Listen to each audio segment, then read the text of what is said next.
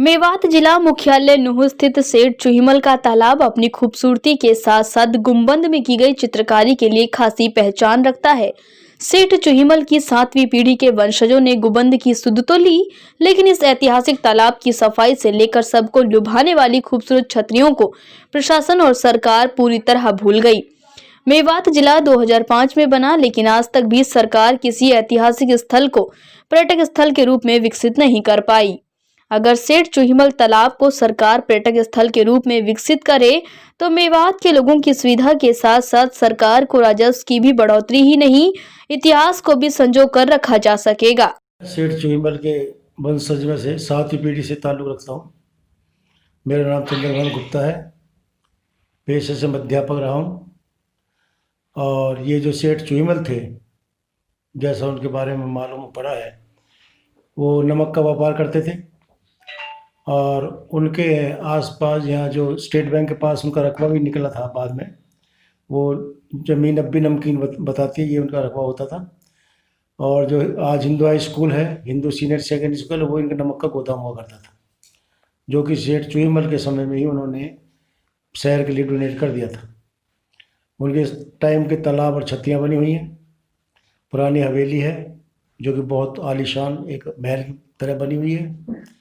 हवेली से और तालाब तक अंडरग्राउंड एक पक्की सुरंग जा रही है जो बिल्कुल पक्की है। मैंने बचपन में उसको देखा था, अब तो मैंने उसको बंद करा दिया है। और उस समय सुरंग का महत्व क्या था कि उस समय पर्दा सिस्टम बहुत होता था। औरतें हमारी बाहर नहीं निकलती थी, उस सुरंग के रास्ते तालाब पे जाती थी। वहाँ जनाना घाट था और नहा धो करके वहाँ से जनाने घाट से सीधी घर आ जाती थी। किसी को ये नहीं पता पड़ता था कौन बहन है, कौन बेटी है, कौन क्या है। और उनका व्यापार नमक का था। उन्होंने उसी समय में तालाब और छतरी तैयार कराए थे। एक आलीशान बाग बना रखा है जिनमें 3 मंदिर है। देवी का मंदिर है, हनुमान जी का मंदिर है और शंकर का मंदिर है। उन्हीं उसी समय के बने हुए हैं वो, और आज भी वो अच्छी उसमें कंडीशन में बने हुए हैं। अब सरकार ने 2017 में इसका नोटिस सेक्शन 3 का नोटिस जारी किया था। 4 भी आ गया है। मेयरमेंट वगैरह सारी हो चुकी है। तकरीबन ये फाइनल स्टेज पर है सरकार में जाने के लिए, जो इसको मतलब टूरिस्ट प्लेस बनाने के उसमें बहुत अच्छा महसूस होगा। वो तो हमारे पूर्वजों का ये अपना विश्वास था कि उन्होंने अपनी कहीं भी भवन पे, बिल्डिंग में, तालाब पे, छतरी में अपना नाम अंकित नहीं किया। ये उनका अपना सोच थी। जहाँ भी उनकी बिल्डिंग और दूर दूर तक हैं, कहीं भी उनका नाम आपको नहीं मिलेगा। अगर अब सरकार करती है तो बड़ी अच्छी बात है। ये नाम उनका प्राचीन चलता रहेगा और इससे अच्छी शान बनी शहर की भी और इलाके की। आपको बता दें कि गुंबद में जो चित्रकारी की गई है, ऐसी चित्रकारी अजंता एलोरा की गुफाओं में देखने को मिलती है। तालाब की खासियत यह है कि आज तक इसका पानी नहीं सूखा। आबादी में आज जाने की वजह से अब साफ सुथरे तालाब में गंदगी बढ़ी है।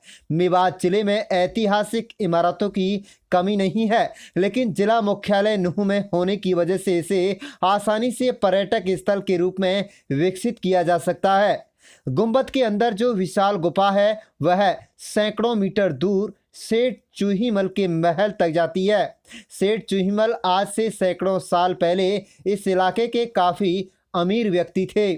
तालाब और गुंबद के साथ साथ गुफा को आरामगाह के लिए बनाया था। तालाब में स्नान करने के लिए गुफा से जाते थे और स्नान के बाद गुंबद की छतरी पर धूप सेकते थे। घर की महिलाएं भी इसी गुफा से पर्दा प्रथा की वजह से स्नान करने आती जाती थीं। समय तेजी से बदला, लेकिन तालाब की सूरत सरकार बदलना भूल गई। पुरातत्व विभाग ने मेवात की किसी भी ऐतिहासिक इमारत को गंभीरता से नहीं लिया। अगर पुरातत्व विभाग और सरकार का यही रवैया रहा तो ऐतिहासिक इमारतों का वजूद समाप्त हो जाएगा और आने वाली पीढ़ियां इन इमारतों को महज किताबों में ही देखती रह सकेंगी। लेकिन लोग आज भी काफ़ी दूर दराज से लोग इन इमारतों को और तालाबों को देखने आते हैं। अम्बेडकराइट डॉक्टर्स एसोसिएशन का स्टेट प्रेसिडेंट हूँ। आज मैं और मेरे कुछ साथी यहाँ नूह की तरफ आए थे, तो यहाँ हमें पता लगा कि यहाँ सेठ चुहिमल का एक स्मारक बना हुआ है और उसके साथ में एक तालाब भी है। उसी को देखने के लिए मैं और मेरे साथी यहाँ पर आए हैं।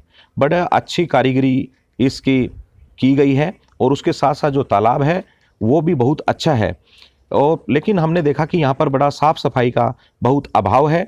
सरकार को इसकी तरफ ध्यान देना चाहिए, क्योंकि जो ऐसे जो स्मारक हैं वो कहीं ना कहीं हमारा जो पूर्व में जो इतिहास रहा है उसको जीवंत करता है। इसके आसपास अगर सफाई की जाए और इसको प्रॉपर मेंटेन किया जाए। अब वहाँ पर जो पानी है बड़ा गंदा था, वो उसमें झाड़ियाँ उगी हुई थी। इसी तरह जो वहाँ पे गुंबद था उसके ऊपर पेड़ पौधे जमे हुए हैं जो कहीं ना कहीं बिल्डिंग को डैमेज कर रहे हैं। इन पर सरकार को ध्यान देना चाहिए, क्योंकि यहाँ से रिवेन्यू जनरेट हो सकता है। यहाँ पर लोग आएंगे, पिकनिक स्पॉट होगा और लोग आएंगे दूर दूर से देखने के लिए। मैं खुद रोहतक से आया हूँ। मैं रोहतक से अगर यहाँ तक आऊँ तो कहीं भी इस तरह का गुंबद एक अच्छा प्लेस नहीं है, तो यहाँ पर पिकनिक स्पॉट के रूप में भी डेवलप किया जा सकता है।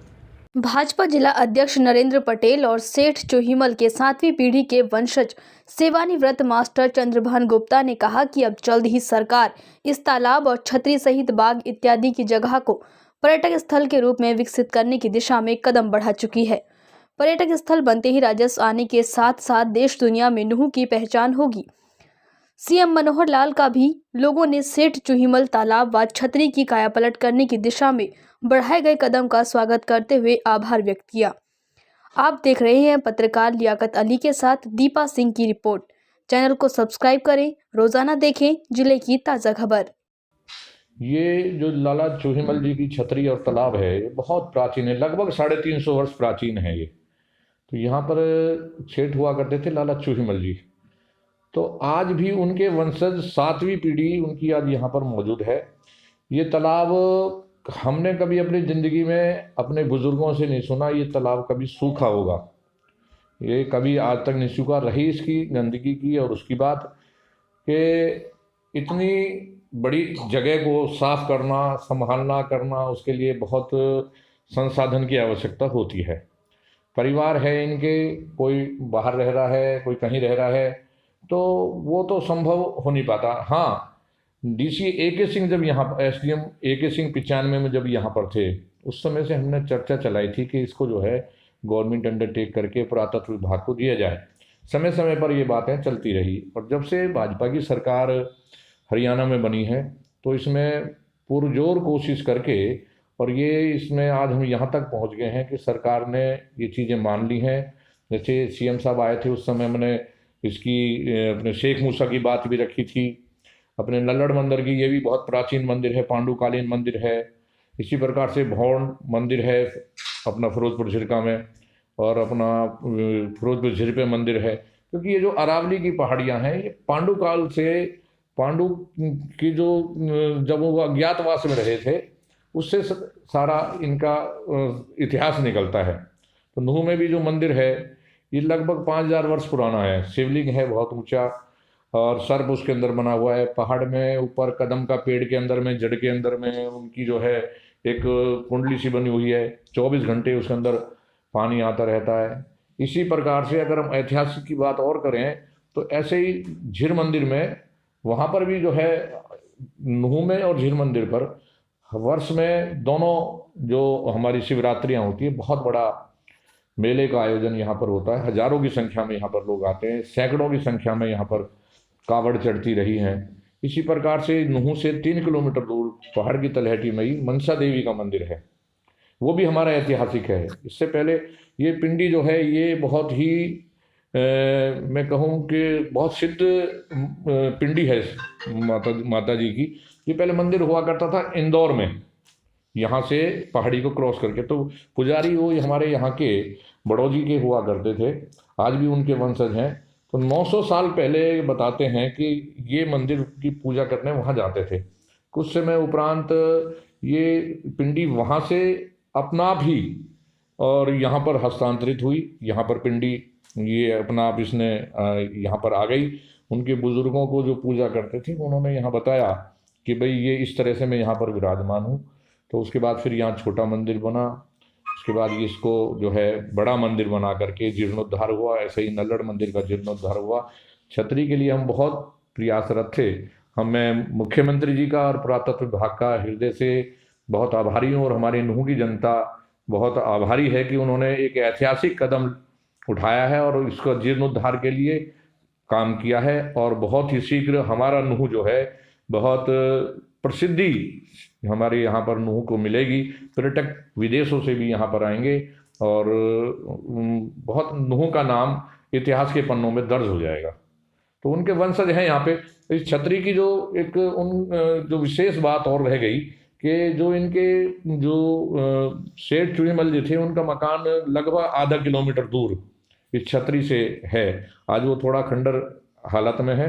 उसके नीचे से जो है एक सुरंग के द्वारा उनकी महिलाएं जो हैं वो उसमें आती थी स्नान करने के लिए। घाट बने हुए हैं वहाँ पर, उस सुरंग से आती थी, सुरंग से जाती थी, क्योंकि पहले पर्दा सिस्टम था और फिर वो सेफ्टी पर्पज से सेठ लोगों का अपना अलग सिस्टम होता है कि वो उसके माध्यम, और सुरंग आज भी है वो, लेकिन कई जगह से वो थोड़ी सी दब गई है। तो मकान से उनकी जो हवेली है उससे और छतरी की अगर हम बात करें तो वहाँ पर आज भी उसके वो जो हैं वो निशान और वो सुरंग है। और इसमें रही पानी की बात, बरसात में ही इसका पानी जो है वो आता है। एक नाले के द्वारा बरसात का जो पानी भर जाता था उससे पानी आता था। अब तो आसपास में बसावट हो गई है, मकान बन गए हैं, उस नाते से वहाँ पर पानी जितना बरसात में हो पाता है इतना पानी नहीं आ पाता। बारिश अधिक होती है तो भर जाता है, लेकिन इतना पानी नहीं आ पाता कि वो जो है सब चल पड़े। सेठ चूहीमल का तालाब बहुत यहाँ पुराने टाइम से है, लगभग ये 350 साल पुराना है। और सेठ चूहीमल तालाब के जो वंशज है वह आज भी हैं। उसमें जो चित्रकारी बनाई हुई है वो बहुत देखने योग्य है। उससे बहुत बाहर के लोग भी आकर्षित होते हैं और बाहर के लोग देखने के लिए भी आते हैं।